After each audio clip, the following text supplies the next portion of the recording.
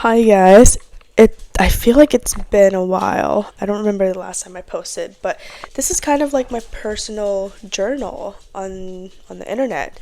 I just love talking so much and just sharing stories, lessons that I learn or thoughts that I'm contemplating, which I'm always doing. I'm an overthinker, so I love doing this when I have the free time from work and my responsibilities, and it's just really fun. Um, but as you can see, I'm a little bit tan and a little bit sick. I just got back from Mexico. I went on our first travel international travel with my friends from college, and honestly it was unforgettable, as in there were so many things went wrong, but it could have been worse. And all we can do now is just kind of laugh about it, but I feel like some people are a little bit sensitive and um, have kind of taken it to heart. And honestly, there were a lot of moments where I wanted to laugh so bad, but the mood was just so down and everyone was so tense that I couldn't, which makes it even more funny. But it's something definitely that our group needed to experience, because I mean, who knows? This could either like end the group or make us stronger. That's the kind of trip that we went on. But it was just so interesting because we only had one Spanish speaker, and he's not even local in that area, so he wasn't sure. He doesn't know everything that we needed to do and navigate the transportation system. So we were all relying on him, and I think it got a little bit heavy, and he kind of gave up midway and kind of let other people take the reins. And then there's this imbalance in like leadership roles. It was just really kind of messy and disorganized, but either way, like, there's no other group of people that I would have chosen to have this experience, because everyone has their own like role to play in this group, and that's why I like so much about it, because we're so diverse and different from each other that we kind of learn and bounce off of each other's energy and personalities. But yeah, it was a fun trip nonetheless, and for me personally, I had the best time. As in, I tried to help as much as I could, but like I wasn't as helpful as I could have been, because I was kind of in my own world. Like, everyone had come into this trip with a certain mind of what kind of with a certain goal of what they want their experience to be like. And I think everybody's like goal was different. Like, I definitely wanted to take some, like, have a release, have fun, relax, chill.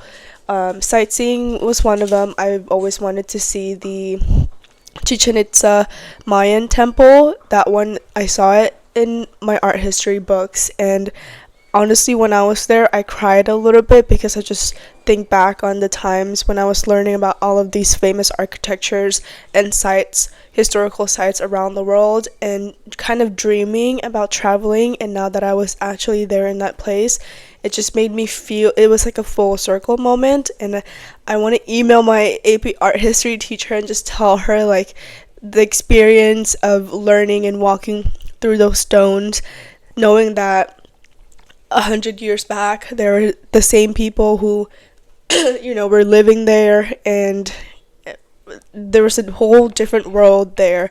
And I think that was just an amazing thing. That's why I love traveling and getting to know all of these different cultures, because I think it's very eye-opening, and it just makes you have more appreciation for what we have here. And yeah, honestly, it was kind of emotional. But yeah, I am so glad that I'm able to do all of these things this year, because I know next year would be a little bit different for me. So, yep, that was that. But I did want to talk about decentering men in the forefront of your brain, because before going on this trip, I had this one boy in mind for a really long time, as in, like, for months. And it I've kind of put him in a pedestal thinking that there was something there. Um, Maybe it's like subtle behavior, subtle comments, eye contact. I've kind of built up this fantasy romance with this person. And now that I was able to see this person after a couple of months, I was kind of slapped by reality that that wasn't the case at all, and it was pretty much one-sided. So that was kind of like a harsh wake-up call for me or for other people who kind of develops crushes easily and starts imagining things with this person and start thinking of scenarios with this person, because it does do a lot to your mental health when you are living in fantasy world and you're not present in the moment, and it takes away from the experience that you have present on hand. Like, I, for the past 5 months, have been kind of building this story of us, and I thought, because I was thinking so much about this boy, that I thought it was the same on the other end, but it was completely different. And I can't even tell if I'm correct, because obviously this is something that I've never had a conversation with this person. It was just something that is like unsaid between us. But I feel like lesson learned is to not get too attached with an idea of someone or the potential of something with someone, because in the end, if nothing is said or done, it won't come true. No matter how much you kind of think about it, no matter how much you try to manifest it or affirm yourself or assume that there is something, nothing's going to happen unless you have a conversation and discuss the matter at hand. And this trip couldn't have been a better way to kind of confront that reality and learn that lesson. Because now I kind of see like how blinded I was, how delusional I was of like putting this guy on a pedestal and thinking that this might be the person, and he might be the reason why I've been kind of lost romantically and confused. But when they say like when one door closes, another one opens up, it's just funny because I actually met someone in this trip who was a really nice guy, and I have majority of our friend group, of my friend group, is male, and all the times that I've gone out with this friend group, I feel like I wasn't able to fully indulge in my feminine energy. I was always in my masculine because, I always tried to keep up with the drinking, and I always tried to appear more cool or stronger because that's how they were. And that pressure of trying to keep up with them didn't allow me to get what I actually wanted deep inside, because, I could be having fun at that moment, trying to, go to clubbing and drinking and all of that stuff. But ultimately, like, as a girl, I have my own timeline, and I could be doing that with them for as long as I can. But in reality, like, I have to follow my own timeline, and that was like the hardest thing that I had to learn on my own. Not that this was, again, a conversation that I had with my friends. It's more of like a realization that I had on my own, because when we're apart, because we're all long distance friends. And I kind of realized that the more I try to blend in with my group, the more I lose a sense of myself, or a sense of my direction, because we all want different things. But I always believe that you can be different and still have a strong connection. Like, differences are what makes a connection stronger. And when you try to prioritize or try to put all of your attention on the differences and scrutinize each other, that's when it just doesn't work. But when you can coexist and make it work together, that's when it's the most beautiful connection. And that's what I like about my group, or my friend group, is because we're all so different. As in, like, if you see us, you won't even, it's gonna be hard to believe that we're friends. That's how different we are in terms of our personalities, our style, fashion. The only thing that we all have in common is just wanting to travel and experience the world and seeing the world together. And that's what I appreciate so much about this group. And yeah, it's making me a little bit emotional because honestly, I wouldn't be able to travel around the world without them. I think it is helpful to travel with male friends because there's just like that sense of protection, and you do need a little bit of balance of something, because when it's just an all group girls, I feel like there's a clash sometimes, or I don't know, I just think it's good to mix things up a little bit sometimes. But what I was saying about kind of decentering guys in your life, so throughout that 6-day trip that I was on, I was learning things about, or I was being slapped by reality, that I was so delusional the past 5 months, thinking that I had something real with this person, when in reality, this entire time he was thinking about something else, or not something else, he was thinking about someone else. And that kind of hurt my ego a little bit, but it wasn't bad, as in, like, you know, all of these could all be fake or misinformation, because like I said, none of this is said in person. It's just things that I'm assuming, or things in my head, or things that I'm reading with our interactions. So it could be not, who knows. But I think the problem with us is that sometimes when, especially for me, when there's someone that I like, I withdraw and I kind of make them, it makes me, I do things that I want them to chase me for. So that means like putting all of my attention in another guy, just so they can, like, I can feel that sense of like, oh, he is gonna go after me. But in reality, that's not the case, because some guys are just not like that. So yeah, I did like stupid things like that. And it, please don't judge me, because these are all like girly things, and I think it's fun to be able to experiment in certain interactions and kind of test your relationship with each individual person in the group. I learned so much about myself going on this trip, in the same way that I learned so much about all of my other friends individually and how they are when we travel. And I learned some things that I don't like when it comes to traveling with other people.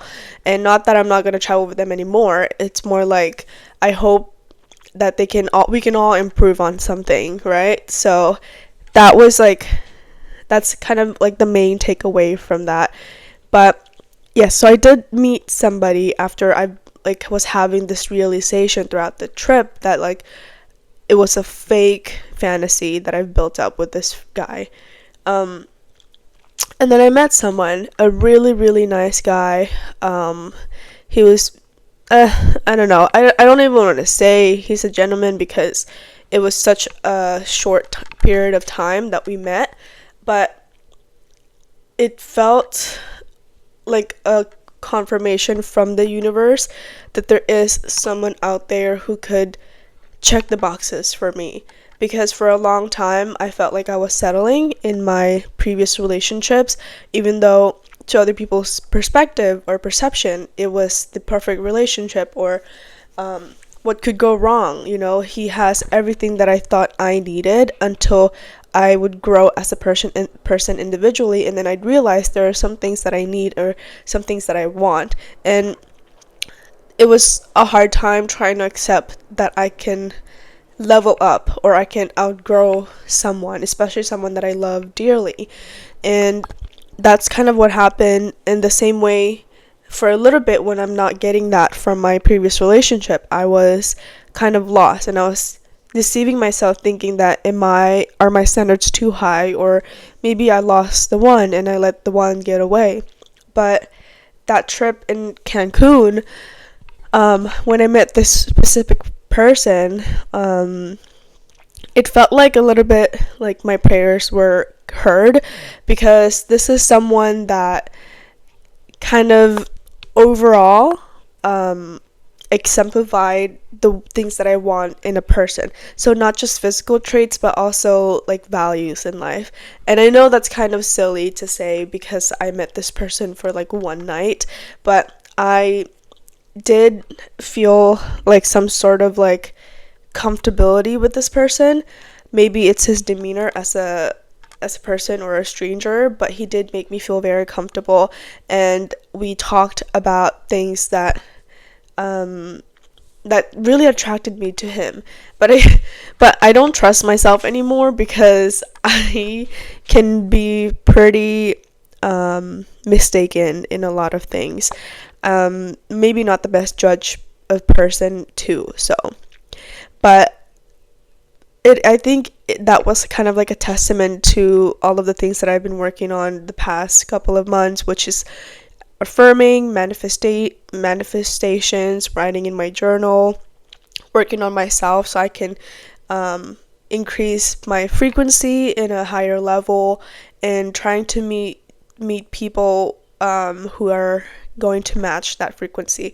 Because one thing that I learned from my previous relationship is the whole settling part. Like, if I feel like there's so much more that I can improve on, and somehow that doesn't match, or I'm not on the same page with my partner, so sorry, but like I think the connection will wither away, and outgrowing each other will be like the cost of the relationship.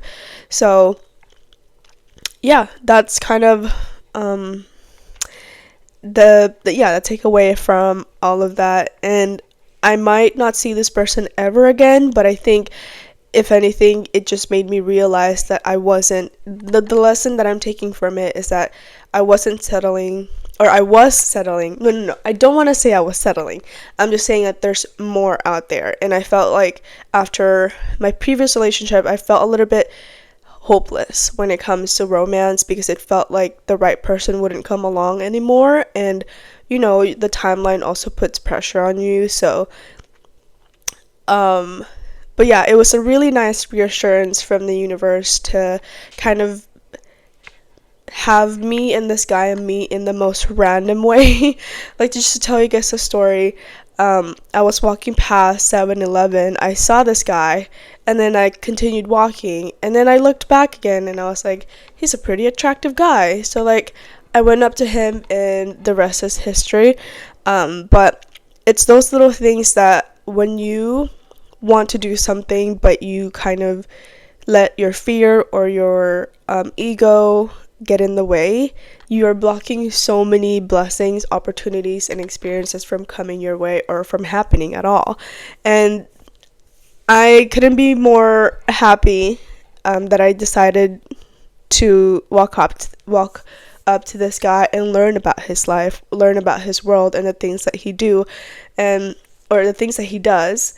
And I wouldn't have known that outside of my circle or outside of the world that I know, that there's people out there who can meet the qualifications that I'm looking for. So if, like, to give you an example, I've always found speaking different languages really attractive. So I've always wanted to meet somebody who can speak multiple languages. If more than two, that'd be great. I'm bilingual as well, so meeting someone else who can speak 3 or 4 languages, it's such an attractive point for me, because it's something that I can do and it feels unattainable. But I love learning languages, and languages are such a huge part of the culture. If you can speak a certain language, you're almost really connected to that culture, and it's a different world that you feel you're being introduced to.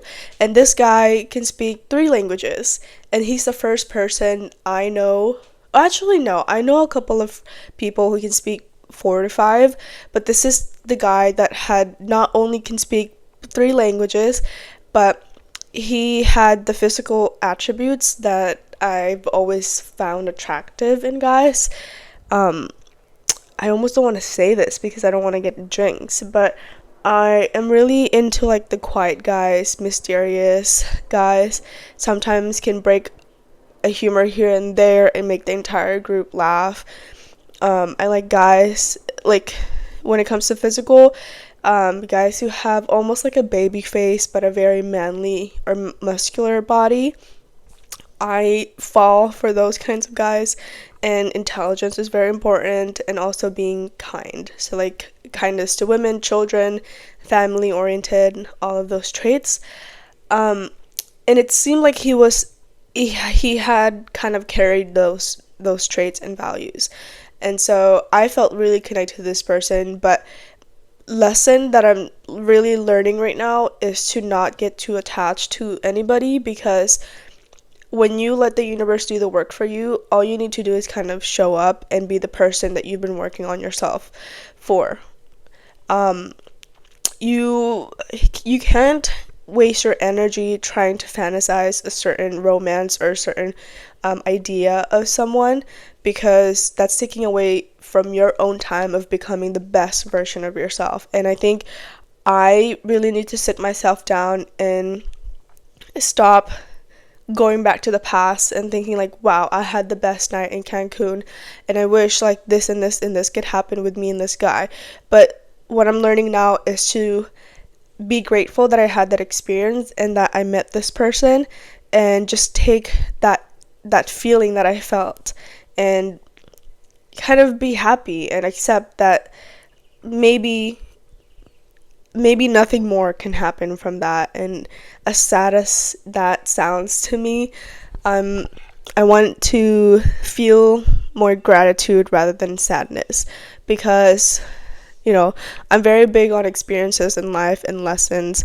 And yeah, I just want to kind of re-emphasize that for anybody who gets stuck too often in the idea or the fantasy of being with someone. But anyway, you guys, I think that's all I've got to say about this trip. I hope everyone has had a wonderful week so far and you guys are doing awesome. And don't be sick, guys. It's not it's not the most fun thing to go through. Always take care of your health and practice self-love, confidence. Just work on yourself and you will see how things kind of will work around you. The most important thing is you and your future. So I just want to say it out there, kind of to reiterate to anybody who's listening, and also to myself, that there's so much growth and so many things that I can improve on, or we all can improve on, and just keep focusing on that and that goal of being better. Anyway, all right, you guys have a great time and be safe always, and I'll see you guys next time. Bye.